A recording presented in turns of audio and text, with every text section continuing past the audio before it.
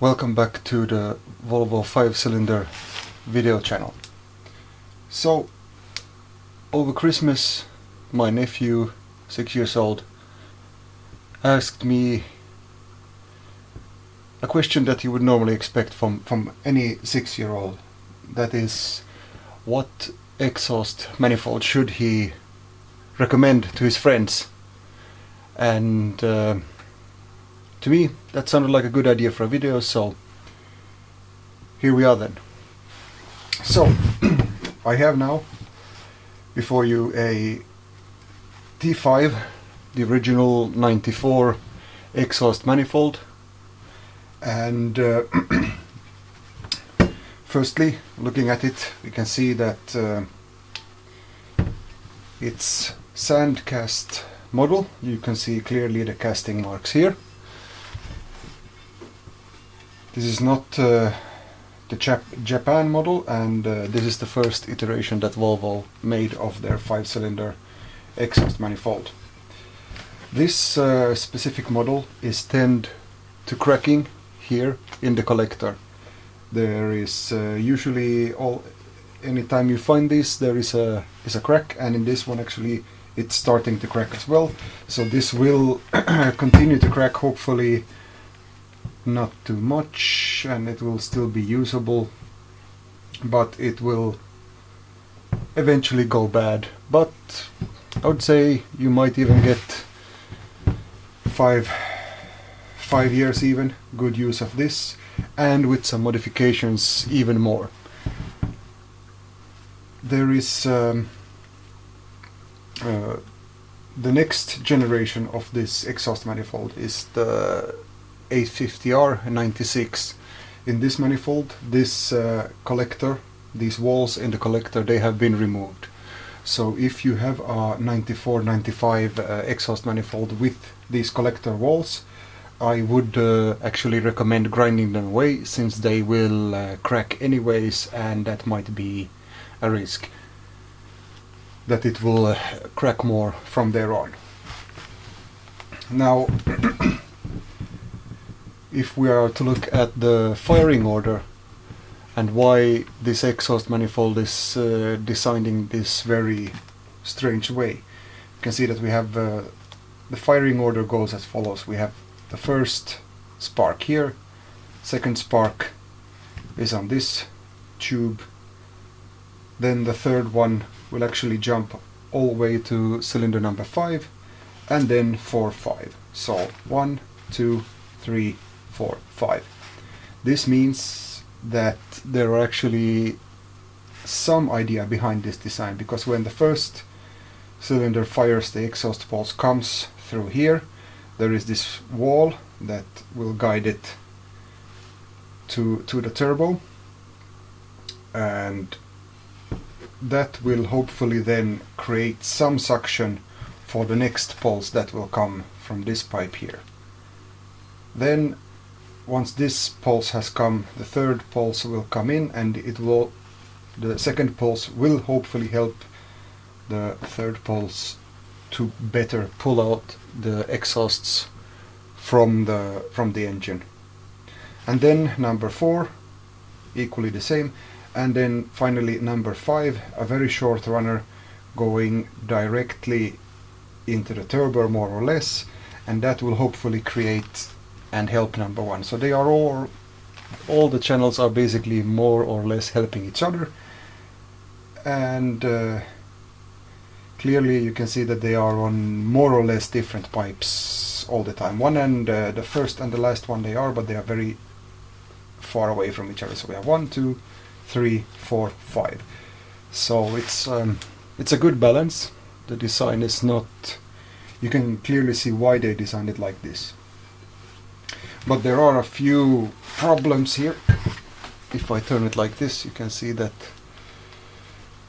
this channel here, this is cylinder number 4, it will actually have to go almost vertically down and then up. So it makes a very curvy S configuration that will not be very good to maintain the exhaust flow. So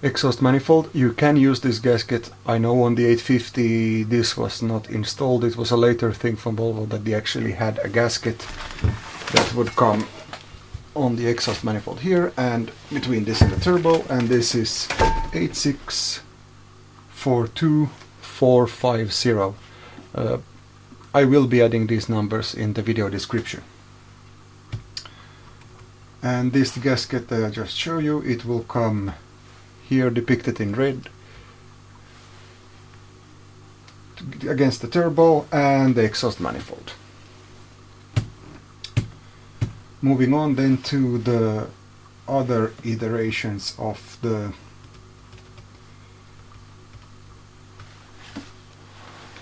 this exhaust manifold. Now this is the so-called first version of the Japanese or Japan exhaust manifold. As you can see here, there are no dividing cylinder walls, the hole is right open, and if we compare it to this old model here, you can see that this has actually got these walls. And then moving a bit up, this is the new style of the from the S60R and the newer T5s. They will have this where actually all the different cylinders have their own poles and they come into this one big log and collect there, so the firing order is 1, 2, 3, 4, 5.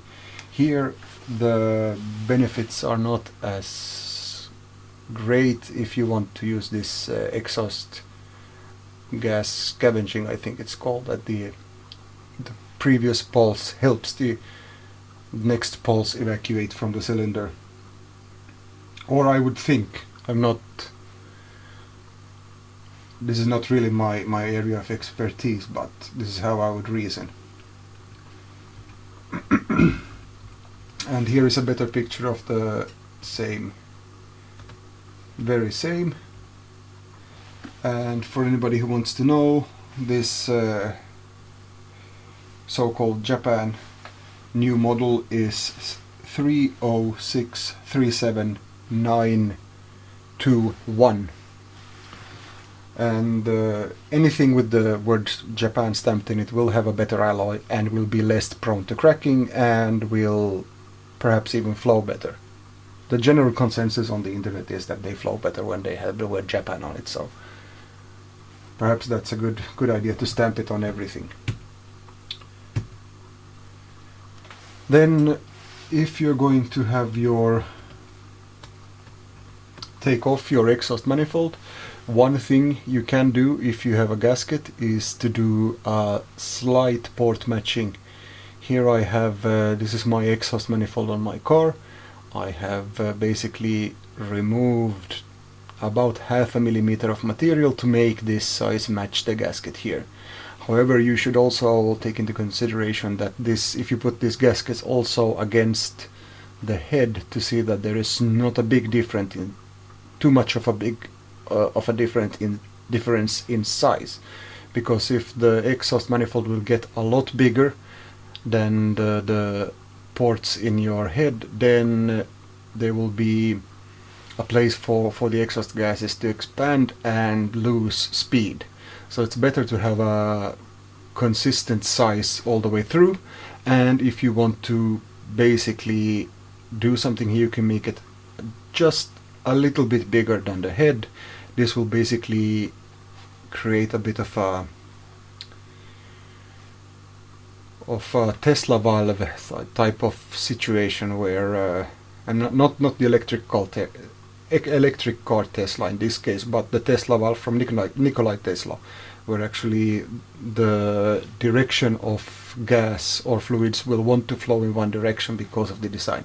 So if you want to if you're going to do something to this area and port match it, grind some material off, make it just a hair bigger than your head port, and then that will make the gases want to go this way and not go back. And here is a picture of how my Japan or S60R manifold, the collector, how it looked like when I started, and I have a ported turbo, so I made this hole quite a bit bigger. I'm not sure if it's apparent from the picture that there is a lot of material here you can remove, but then again I matched this against my turbo. I tried to take away all the rough castings and really make this exhaust area as smooth as possible, and tried to grind into these different channels as long as I could. And also from the other side here in the exhaust ports, I tried to make it as smooth as possible, and I concentrated on the inner bends. But this is perhaps getting a bit carried away. But to summarize,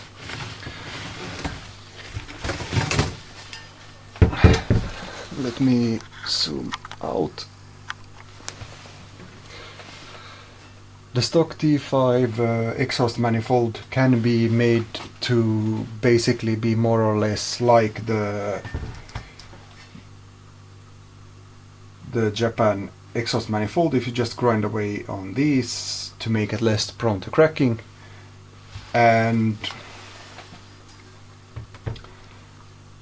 if you're going to use a gasket, I would recommend this one. If you have the other gaskets already bought, use them. Really, it doesn't make any difference, but this is a very cost-effective gasket, and the installation is quite simple because this is in one piece. And the other gaskets that I showed you earlier, that goes against the turbo and between the turbo and the downpipe. These I will put the numbers in the description. If you have any questions, comments, please put them in the comment section. Please like my video, it will help me out. If you choose not to like it, well, then you have to dislike it. That's it.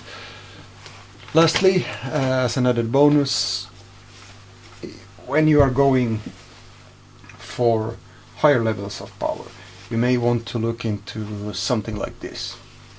Now this is of course a custom exhaust manifold you can use when you want to get your exhaust back pressures down, or you are achieving for more higher levels of power. Generally with a reasonable amount of boost, say 2 bars with forge internals, and you have gone the whole mile, then there seems to be indications that you can even get 500 horsepower at the crank from the stock Japan S60R exhaust manifold. But with this type of manifold you can get the same amount of power with less amount of boost. So at certain levels, say you are inching up to closer to 400 horsepower, you would want to consider one of these things to install.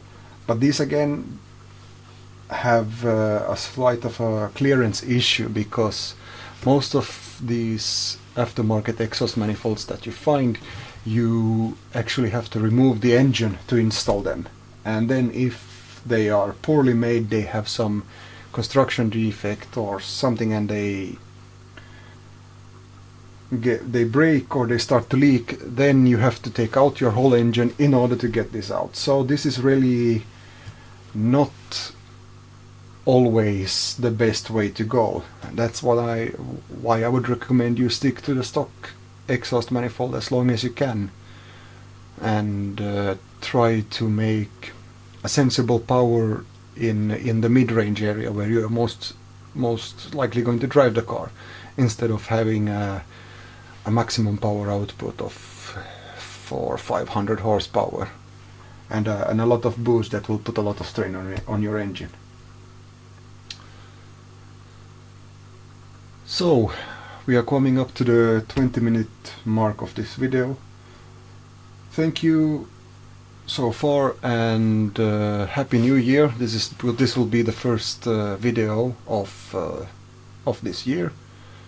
I recently started a Facebook group, and I was overwhelmed with having 500 people following that within 2 days. So this year, 2017, it's not a New Year's resolution, but my plan and ambition is to get these videos out for you sooner. And as always, if you have